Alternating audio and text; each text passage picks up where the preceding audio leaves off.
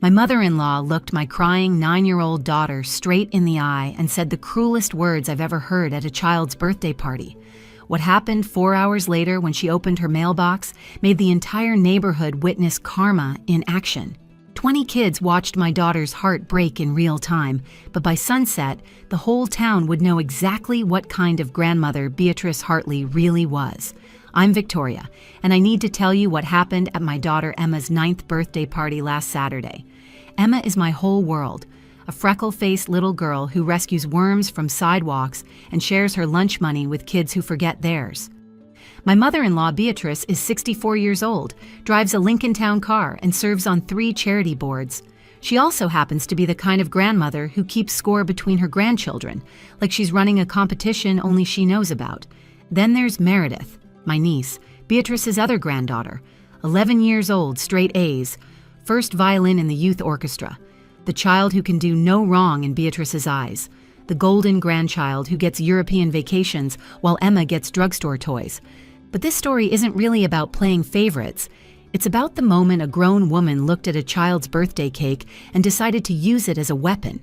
It's about how I didn't scream, didn't fight, didn't make a scene. I just made one calculated phone call that brought Beatrice's perfect world crashing down in front of a news crew, a driveway full of neighbors, and a little girl who finally understood she was worth fighting for. The birthday cake said, "Happy Birthday, Meredith," in purple frosting.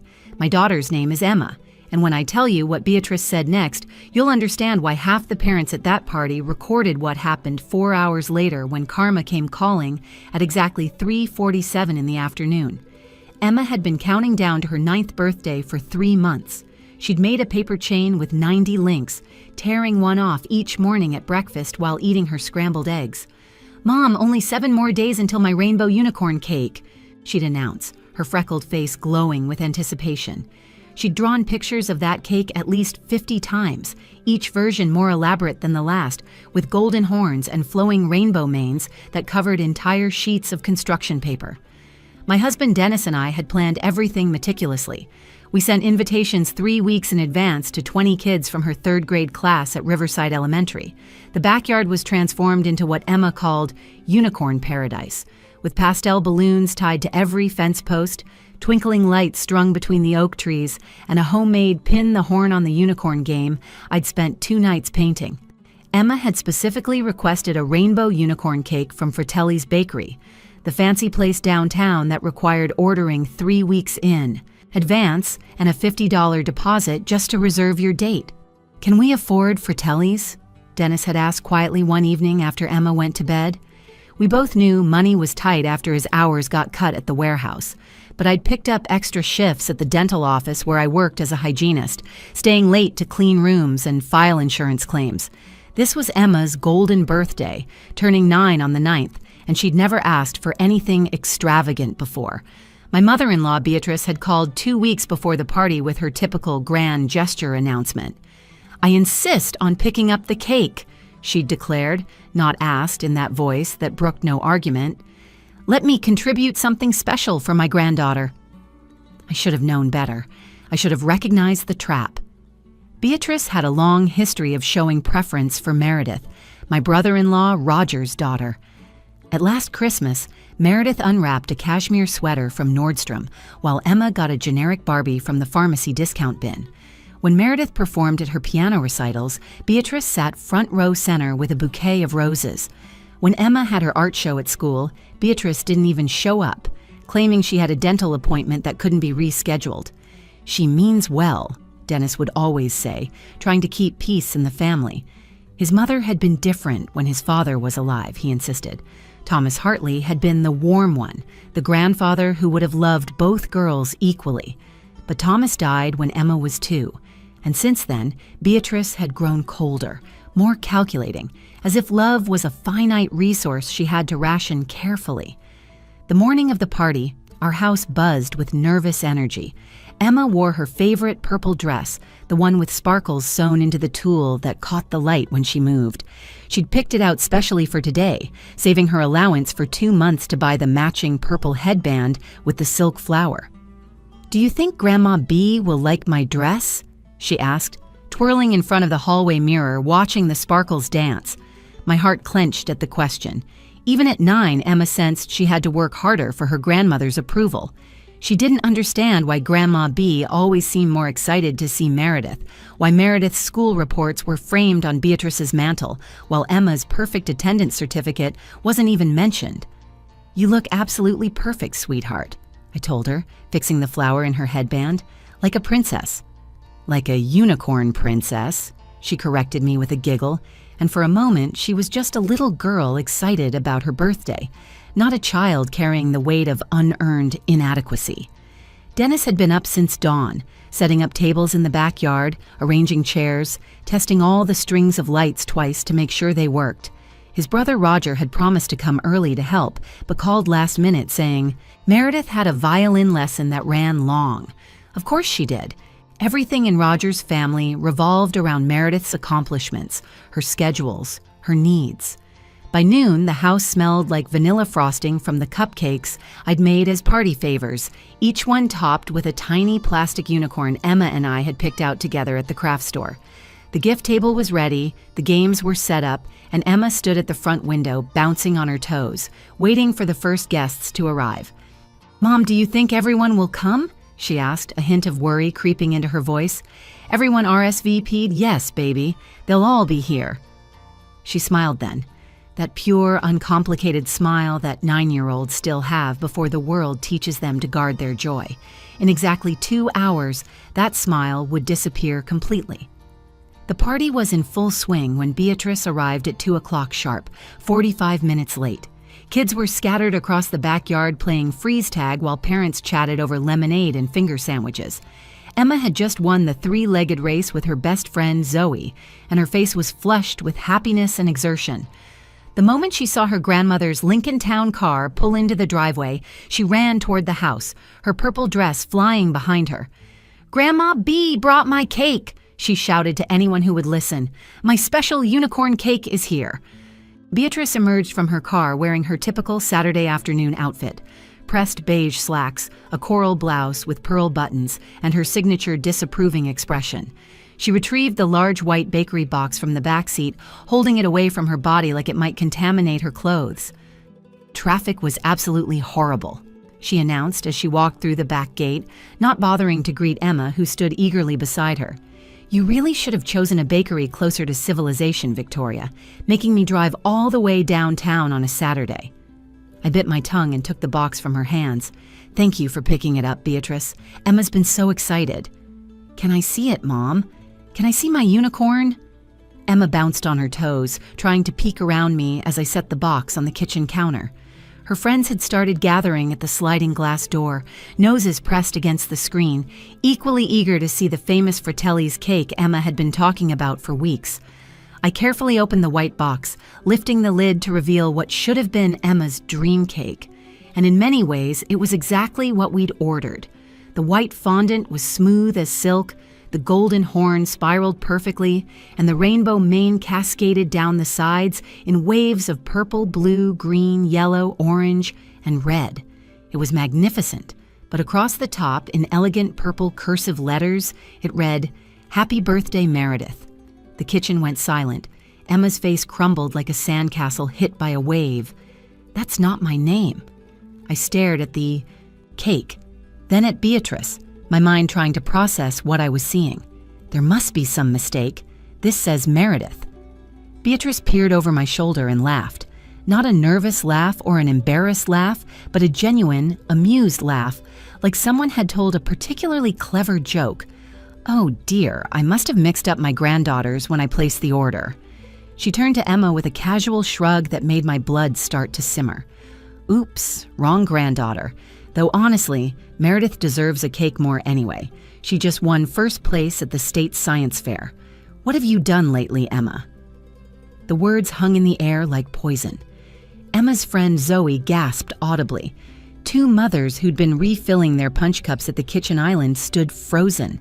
Dennis, who must have sensed disaster from the sudden quiet, appeared in the doorway still holding the bubble machine he'd been operating for the younger kids. "But it's my birthday, Grandma B," Emma whispered, her voice so small it barely carried across the kitchen. "Today is my special day." "Oh, don't be so dramatic," Beatrice waved her hand dismissively, her wedding ring catching the light. "It's just a name on a cake. The cake still tastes the same. You children get so worked up over nothing." "You think Meredith deserves my birthday cake more than me?" Emma's eyes were filling with tears now, her bottom lip trembling. "Well, achievements should be celebrated, shouldn't they?"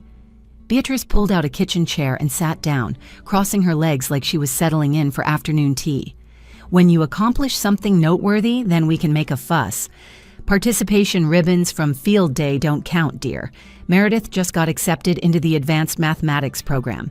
She's actually going somewhere in life." Emma's friend Zoe stepped backward.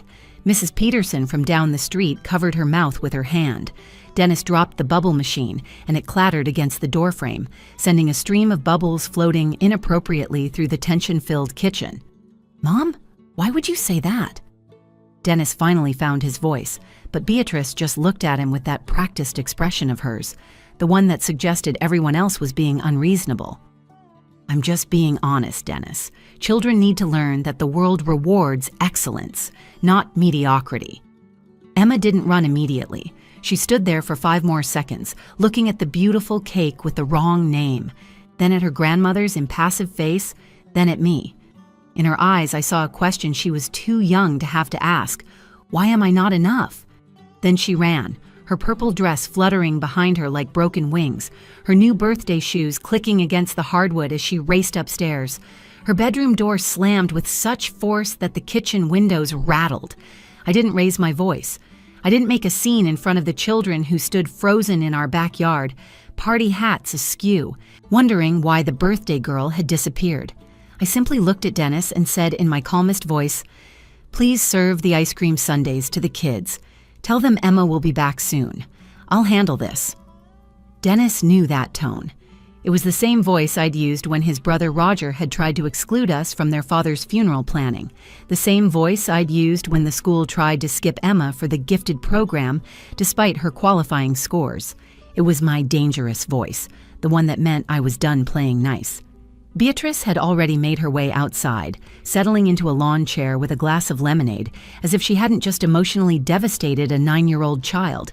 She was chatting with Mrs. Chen about the spring charity auction, gesturing with her manicured hands, playing the role of devoted grandmother at her granddaughter's party. The sight of her casual cruelty made my decision crystal clear. I walked past the party guests to the quiet corner of our yard, near the garden shed where Emma and I had planted sunflowers last month. I pulled out my phone and scrolled to Roger's number. He answered on the second ring, his voice cheerful and oblivious. "Hey Vic, how's Emma's party going? Sorry we're running late. Meredith's violin teacher wanted to discuss her solo for the spring concert." "Roger, I need you to listen very carefully and not interrupt," I said, keeping my voice low but firm. "Is everything okay? You sound strange." "Your mother just deliberately ordered a cake with Meredith's name for Emma's birthday, then told my 9-year-old daughter that Meredith deserves a cake more because she's actually accomplished something. Emma's sobbing in her room while 20 kids wonder where the birthday girl went." The silence on the other end stretched for 10 seconds. Then, "She did what?" "There's more you need to know, Roger.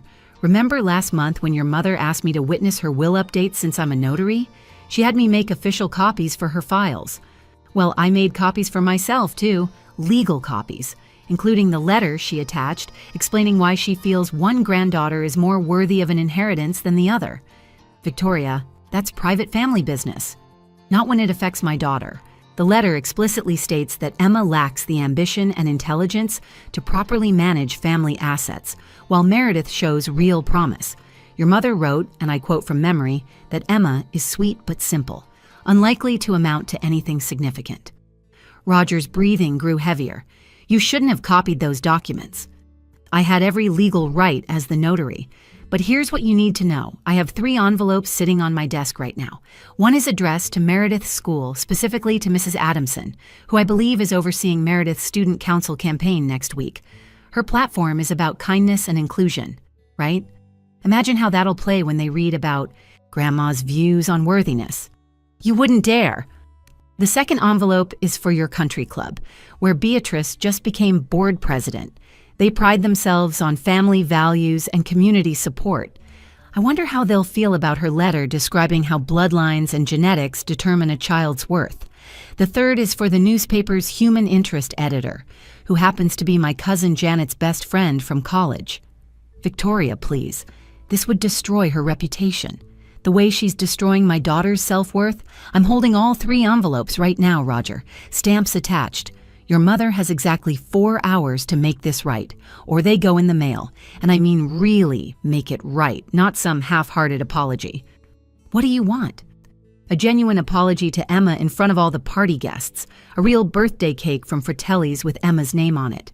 And the education trust fund she set up for Meredith, she creates an identical one for Emma with the paperwork signed today. The trust fund is already established. That would cost thousands in legal fees to replicate. Then she better call her lawyer fast. Oh, and Roger, that education trust funded by the rental income from the property on Maple Street, Dennis's name is still on that deed from when his father passed. Your mother never completed the full transfer. Our lawyer says that makes things very interesting from a legal standpoint. We could tie that property up in court for years. This is extortion. This is a mother protecting her child from emotional abuse. 4 hours, Roger, starting now. It's 2:15. At 6:15, I walk to the corner mailbox.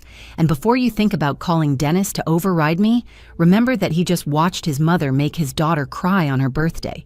He's angrier than I am. I'm the one showing restraint.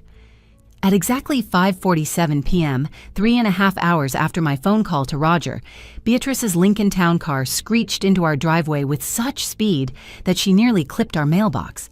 The party had dwindled to just a few close friends and their parents who'd stayed to help clean up and comfort Emma, who had finally rejoined the party but remained subdued. Her sparkle dimmed. She was helping her friend Zoe make friendship bracelets at the picnic table when her grandmother's car appeared.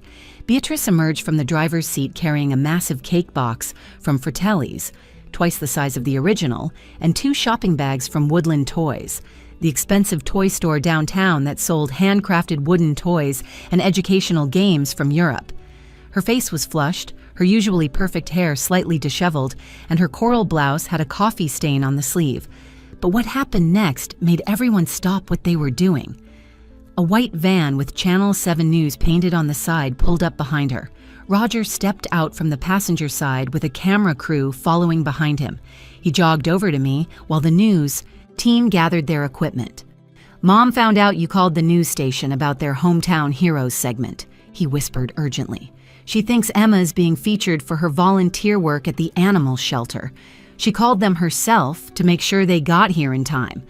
I hadn't called any news station, but I kept my face neutral as understanding dawned. Roger had orchestrated this himself, either as insurance or revenge, maybe both. Beatrice strutted up to the party area, her arms full of gifts, beaming at the cameras with her politician's smile. I'm here to celebrate my amazing granddaughter, Emma, she announced loudly enough for the entire neighborhood to hear. I've brought her special cake and presents because she deserves the absolute best. The reporter, a young woman with perfectly styled blonde hair, approached with her microphone. Mrs. Hartley, we understand you have something special to share about your granddaughter? Beatrice set down the cake and bags, then clasped her hands together like she was about to give a speech at one of her charity functions. Oh yes, Emma is extraordinary. She volunteers every weekend at the Riverside Animal Shelter, reading to the dogs to keep them calm. She helps our elderly neighbor, Mrs. Franklin, with her groceries every Tuesday. She's the kindest, most generous child I know. Emma had stood up from the picnic table, her eyes wide with confusion. The other children gathered closer, drawn by the camera crew and the spectacle. That's why, Beatrice continued, her voice carrying across the yard, I've decided to announce, here at her birthday party, that I'm creating an education fund in her name. $25,000 for her future, because every child deserves to have their dreams supported.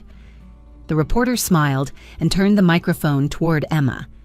Emma, what do you think about your grandmother's generous gift? Before Emma could answer, the reporter's phone buzzed with an incoming message.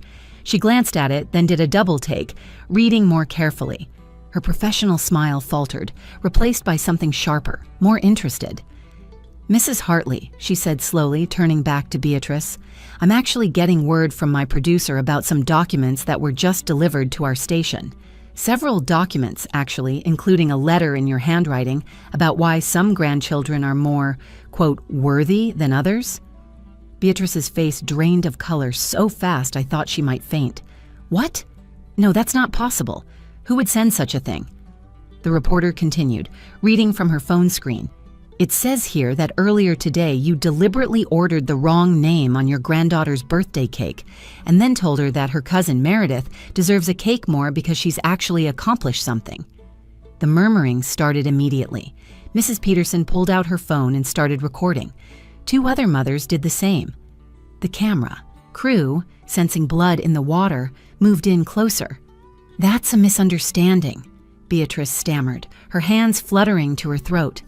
I would never say such things. I love both my granddaughters equally. The letter is quite detailed, the reporter continued. It mentions that Emma is, quote, sweet but simple, unlikely to amount to anything significant, while Meredith shows real promise worthy of investment. Beatrice looked around wildly, her gaze landing on me. I stood perfectly still, my face giving away nothing. Roger had disappeared behind the news van, either unable or unwilling to watch his plan unfold. I need to leave, Beatrice said, backing toward her car. This is a family matter, not news. But in her flustered state, her heel caught on the driveway's edge. She stumbled, her arms windmilling for balance, then fell hard onto the concrete. Her purse flew open, scattering its contents across the driveway, including several folded papers that the wind caught and spread like confession leaflets. One landed at the reporter's feet. She picked it up, her eyes widening as she read what appeared to be an email exchange between Beatrice and Roger about managing the Emma situation and maintaining Meredith's superiority in family standings. The news van left without airing anything that night. Turns out Roger had called them to do damage control, not knowing they'd already received my package of documents. He'd thought if he controlled the narrative with a feel-good story, it would overshadow whatever I might release. Instead, he'd handed them exclusive footage of his mother's complete meltdown in my driveway. The reporter gave me her card and said they'd be in touch if they decided to run a story on family dynamics and favoritism, but we both knew they wouldn't. This was too small, too personal, too messy for the 6 o'clock news. Beatrice left in an Uber, too shaken to drive, her Lincoln Town car abandoned in our driveway like a beached whale. Roger retrieved it the next morning at dawn, leaving the spare key in our mailbox without ringing the doorbell. He also left a check for $5,000 with Emma's birthday written in the memo line. Not the $25,000 Beatrice had announced, but enough to show they were taking this seriously. The party had continued after the chaos, but something fundamental had shifted in our backyard. The other parents rallied around Emma with a warmth that had nothing to do with obligation and everything to do with genuine affection. Mrs. Peterson ran home and returned with her grandmother's vintage tiara, a real silver piece with tiny diamonds that caught the light. A princess deserves a crown on her birthday, she declared, placing it gently on Emma's head. And not because of what you've done, sweetheart, but because of who you are. Mr. Chen, whose son Timothy was in Emma's class, turned out to be a hobby magician. He performed an impromptu magic show that had the kids shrieking with laughter. Mrs. Rodriguez taught everyone a traditional birthday song from Mexico that involved lots of clapping and spinning. By the time the sun started setting, Emma was laughing again, chocolate cake on her face from the Fratelli's cake Beatrice had brought, surrounded by friends who saw her value without needing a list of achievements. That evening, after the guests had gone home and the yard was cleaned up, Emma curled up beside me on the porch swing. The chains creaked gently as we swayed, watching fireflies begin their evening dance across the lawn. "Mom, why doesn't Grandma B love me like she loves Meredith?" she asked, her voice steady but curious, like she was trying to solve a math problem. I pulled her close, feeling the weight of her head against my shoulder. Sometimes adults forget that love isn't something you earn with trophies or grades or ribbons. It's something you give freely, without keeping score. Grandma B got confused about that. She thinks love is like a contest where someone has to win and someone has to lose. Emma nodded slowly, processing this. But that's not how love works. No, baby, it's not. Look what happened today after all that drama. Mrs. Peterson didn't know about your animal shelter volunteering when she brought you that tiara. Mr. Chen didn't need to see your report card before doing magic tricks. They just saw a little girl who deserved to feel special on her birthday. Mrs. Peterson said her grandma would have loved me, Emma said quietly. She said her grandma always told her that the best people are the ones who are kind when no one's keeping score. 2 weeks later, Beatrice sent a formal apology letter written on her expensive, monogrammed stationery. It was stiff and formal, probably drafted by a lawyer, but it included a check for Emma's college fund and legal documents establishing an irrevocable education trust. Dennis made sure our lawyer reviewed everything before we deposited the check. Beatrice hasn't been to our house since, though she sends cards on holidays, always addressed correctly now. Always with the same amount of money she sends Meredith. The unexpected gift in all of this came from Meredith herself. She called Emma the day after the party, having heard about everything from her father. "I didn't know Grandma was doing that," she said, and I could hear her crying over the phone. "You're my only cousin, Emma. We're supposed to be a team. Grandma's wrong about you. You're one of the best people I know." They text every week now, sharing jokes and TikTok videos, building a relationship separate from their grandmother's poisonous influence. Meredith even quit her student council campaign, telling her father she didn't want to win on a platform of kindness while her family practiced cruelty. Emma learned something valuable that day, something no amount of money in an education fund could have taught her. She learned that standing up for yourself doesn't require screaming or fighting dirty. Sometimes you just need one person willing to make the hard phone call, to hold others accountable, to refuse to let cruelty pass as acceptable behavior. She learned that real love doesn't keep score, doesn't demand performance, doesn't require you to earn your place at the table. The unicorn cake with Meredith's name?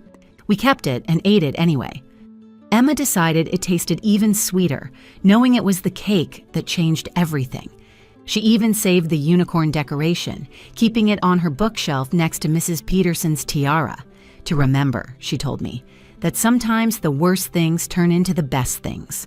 And she's right, because the real gift wasn't the money Beatrice eventually provided or the apology she was forced to write. It was Emma learning that her worth has nothing to do with being compared to anyone else. She's enough, exactly as she is.